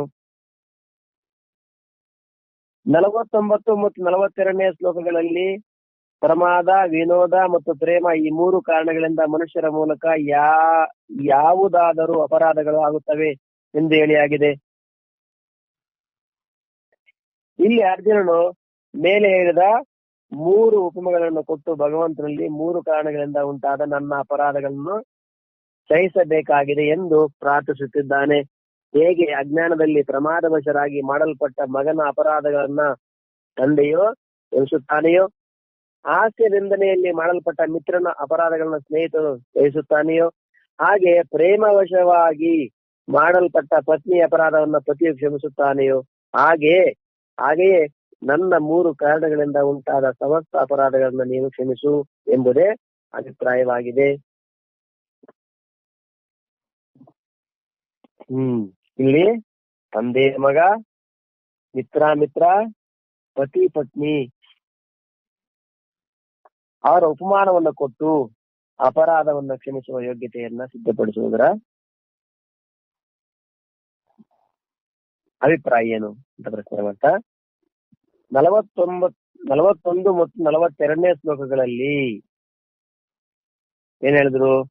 ಪ್ರಮಾದ, ವಿನೋದ ಮತ್ತು ಪ್ರೇಮ ಈ 3 ಕಾರಣಗಳಿಂದ ಮನುಷ್ಯರ ಮೂಲಕ ಯಾವುದಾದರೂ ಅಪರಾಧಗಳಾಗುತ್ತವೆ ಎಂದು ಈಗಾಗಲೇ ಹೇಳಿದ್ದಾರೆ 41 ಮತ್ತು 42ನೇ ಶ್ಲೋಕದಲ್ಲಿ.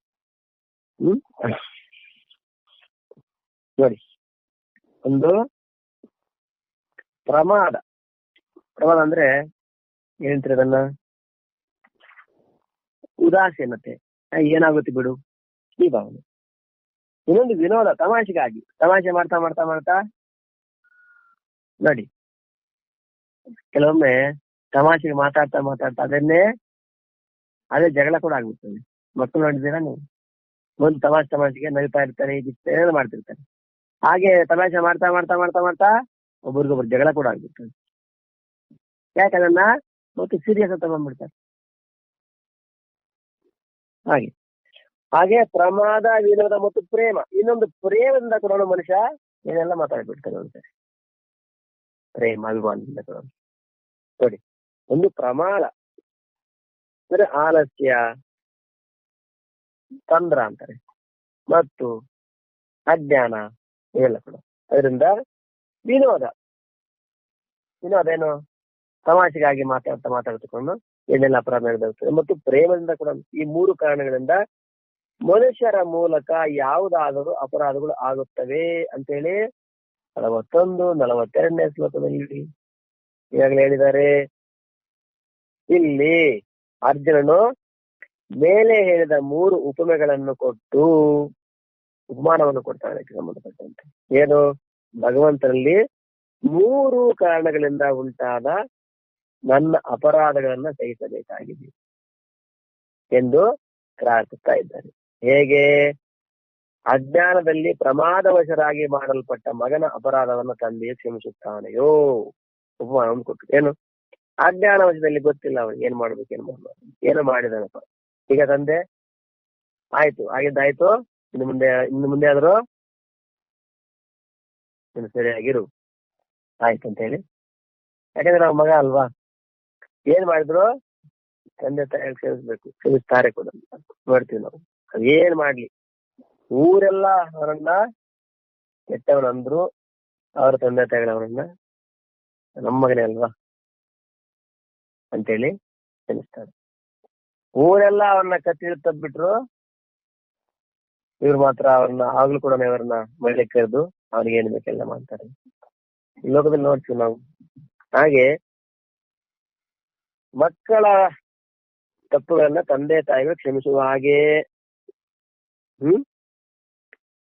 ಹಾಸ್ಯ ಮಾಡಲ್ಪಟ್ಟ ಮಿತ್ರನ ಅಪರಾಧಗಳನ್ನ ಸ್ನೇಹಿತನು ಸಹಿಸುತ್ತಾನೋ, ಹಾಸ್ಯ ನಿಂದನೆಯಲ್ಲಿ ತಮಾಷೆಗಾಗಿ ಬಾರ ಇಲ್ಲಿ ಮಗನೇ ಆ ತರ ಕೂಡ ಮಾತಾಡ್ತಿರ್ತಾರೆ, ನೋಡ್ತೀವಿ ನಾವು. ಹಿರಿಯರು ಕೂಡ 70-80 ವರ್ಷ ವಯಸ್ಸಾಗುತ್ತೆ. ಆಮೇಲೆ ನಾವು ಸಣ್ಣ ಹುಡುಗರು ಇದ್ದಾಗ ಹಂಗೇನೆ ತಮಾಷೆ ನಾವು ಬಾರ ಹೋಗೋ ಅಂತ ನಾವು ಕರಿತೀವಿ. ಅದು ಹಾಸ್ಯ ಇಲ್ಲಿವರೆಗೆ ಚೆನ್ನಾಗಿರ್ತದೆ. ಆಮೇಲೆ ಹಾಗೆ ಹಾಸ್ಯ ಮಾಡ್ತಾ ಸ್ವಲ್ಪ ಮಿತಿ ಮೀರ್ತದೆ. ಹಾಸ್ಯನೇ ಅದು. ಮಿತಿ ಮೀರಿದಾಗ ಏನೋ ಒಂದು ಮಾತು ಬಂದ್ಬಿಡ್ತದೆ, ಏನೋ ಅಂದ್ಬಿಡ್ತಾನೆ. ಅಷ್ಟೆಲ್ಲ ಅಂದ್ರು ಕೂಡ ನಮ್ ಸ್ನೇಹಿತನೇ ಬಿಡು ಅಂತ ಸುಮ್ಮನೆ ಆಗ್ಬಿಡ್ತಾನೆ.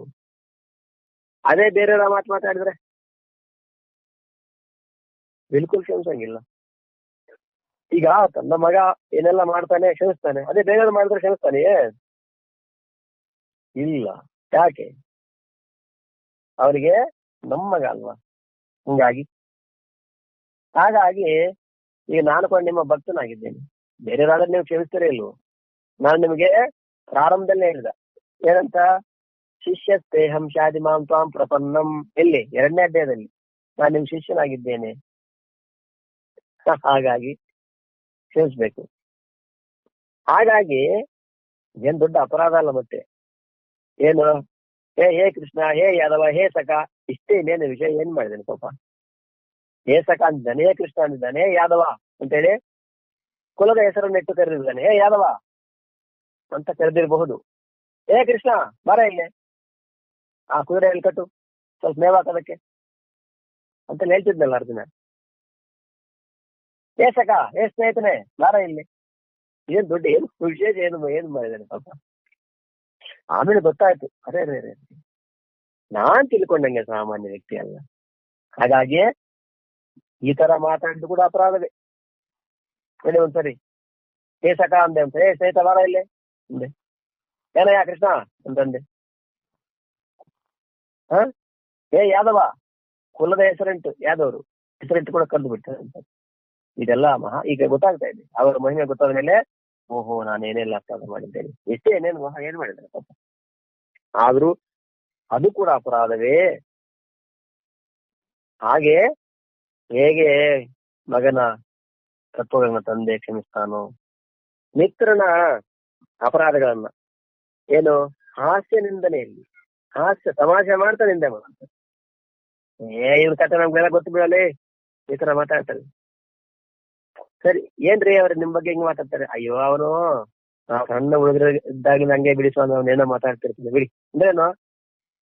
ಹಾಸ್ಯದಲ್ಲಿ ಏನ್ ನಿಂದ್ರೆ ಮಾಡಿದ್ರೆ ಅವನಿಗೆ ಏನ್ ದೊಡ್ಡದಾಗ ನಮ್ ಸ್ನೇಹಿತ ಅಲ್ವಾ ಏನೋ ಮಾತಾಡ್ತಾನೆ ನಿಮ್ಗೆ, ಅದು ಕೆಟ್ಟ ಮಾತು. ಅದೇ ಬೇರೆ ಮಾತಾಡಿದ್ರೆ ಇಲ್ಲ, ಮತ್ತೆ ಯಾಕೆ ನಮ್ಮ ಸ್ನೇಹಿತ ಅವನು, ಹಂಗಾಗಿ ಸರಿ ಏನೋ ಮಾತಾಡ್ಲಿ ಬಿಡಿ, ಕ್ಷಮಿಸ್ತಾನೆ. ಹಾಗೆಯೇ ಪ್ರೇಮವಶನಾಗಿ ಮಾಡಲ್ಪಟ್ಟ ಪತ್ನಿ ಅಪರಾಧವನ್ನ ಪತಿಯು ಕ್ಷಮಿಸುತ್ತಾನೆಯೋ, ಪ್ರೇಮವಶನಾಗಿ. ಈಗ ತಂದೆ ಪತ್ನಿ ಪತಿಯಲ್ಲಿ ಪ್ರೇಮ, ಹಾಗಾಗಿ ಏನೋ ಮಾತಾಡ್ತಾರೆ, ಇನ್ನೇನೋ ಮಾಡಿರ್ತಾರೆ, ಹಂಗಾಗಿ ಏನೋ ತಪ್ಪು ಮಾಡಿದಾರೆ ಬಿಡು, ಹಾಗಾಗಿ ಹಾಗೆ ಕ್ಷಮಿಸ್ತಾರೆ. ಹಾಗೆಯೇ ನನ್ನ 3 ಕಾರಣಗಳಿಂದ ಉಂಟಾದ ಸಮಸ್ತ ಅಪರಾಧಗಳನ್ನ ನೀನು ಕ್ಷಮಿಸು. ಅದೇ ರೀತಿ ನಾನು ಹೇ ಸಖ, ಹೇ ಕೃಷ್ಣ, ಹೇ ಯಾದವ ಈ ರೀತಿ ನಿಮ್ಮ ಜೊತೆ ಮಾತಾಡಿರ್ಬೋದು. ಕುತ್ಕೊಂಡಾಗ ಎದ್ದಾಗ ಎಲ್ಲರ ಜೊತೆ, ಒಬ್ಬನೇ ಇದ್ದಾಗ ನಿಮ್ ಜೊತೆ ಏಕವಚನ ಪ್ರಯೋಗ ಕೂಡ ಮಾಡಿರ್ಬೋದು ನಾನು. ಹಾಗಾಗಿ ಹೇಗೆ ತಂದೆ ಮಗನ ತಪ್ಪುಗಳನ್ನ, ಮಿತ್ರನ ತಪ್ಪುಗಳನ್ನ, ಪತಿ ಪತ್ನಿಯ ತಪ್ಪುಗಳನ್ನ ಕ್ಷಮಿಸ್ತಾನೋ, ಹಾಗೆ ನನ್ನ ತಪ್ಪುಗಳನ್ನೇನು ಕ್ಷಮಿಸು ಅಂತೇಳಿ ಹೇಳ್ತಾ ಇದ್ದಾರೆ. ಈ ಪ್ರಕಾರ ಭಗವಂತನಲ್ಲಿ ತನ್ನ ಅಪರಾಧಗಳಿಗೆ ಅನುಸಾರವಾಗಿ ಕ್ಷಮೆಯಾಚಿಸಿ. ಈಗ ಅರ್ಜುನ ಮುಂದೆ 2 ಶ್ಲೋಕಗಳಲ್ಲಿ ಭಗವಂತನನ್ನ ಚತುರ್ಭುಜ ರೂಪದಲ್ಲಿ ಮಾಡಿಸಿ ಪ್ರಾರ್ಥನೆ ಮಾಡ್ತಾನೆ. ಈ ರೀತಿಯಾಗಿ ತನ್ನ ಅಪರಾಧಗಳ ಕ್ಷಮೆಯಾಚನೆ ಮಾಡಿ ನಿಮ್ಮ ಚತುರ್ಭುಜ ರೂಪ ಆಕಾರವನ್ನು ನೋಡುವಂತಿದ್ದೇನೆ, ವಿಶ್ವ ನೋಡಿದ್ದಾಯ್ತು, ಈ ಚತುರ್ಭುಜ ರೂಪದಿಂದ ದರ್ಶನಕ್ಕೂ ಅಂತ ಹೇಳಿ ಪ್ರಾರ್ಥನೆ ಮಾಡ್ತಾನೆ. ಏನ್ ಪ್ರಾರ್ಥನೆ ಮಾಡ್ತಾನೆ ನೋಡೋಣ. ಓಂ ಭಗವತು ಸಹನೌ ಹವೀರ್ಯಂಕಾರ ತೇಜಸ್ವಿನಾವಧೀತಮಸ್ತು ಮಾ ವಿದ್ವಿಷಾವಹೈ. ಶಾಂತಿ ಶಾಂತಿ ಶಾಂತಿ. ಓಂ ಸರ್ವೇ ಭವಂತು ಸುಖಿ ಸರ್ವೇ ಸಂತು ನಿರಾಮಯಾಃ ಸರ್ವೇ ಭದ್ರಾಣಿ ಪಶ್ಯಂತು ಮಾ ಕಶ್ಚಿತ್ ದುಃಖಂ ಭವೇತ್. ಓಂ ಶಾಂತಿ ಶಾಂತಿ ಶಾಂತಿ. ಹರಿ ಓಂ ತತ್ಸತ್.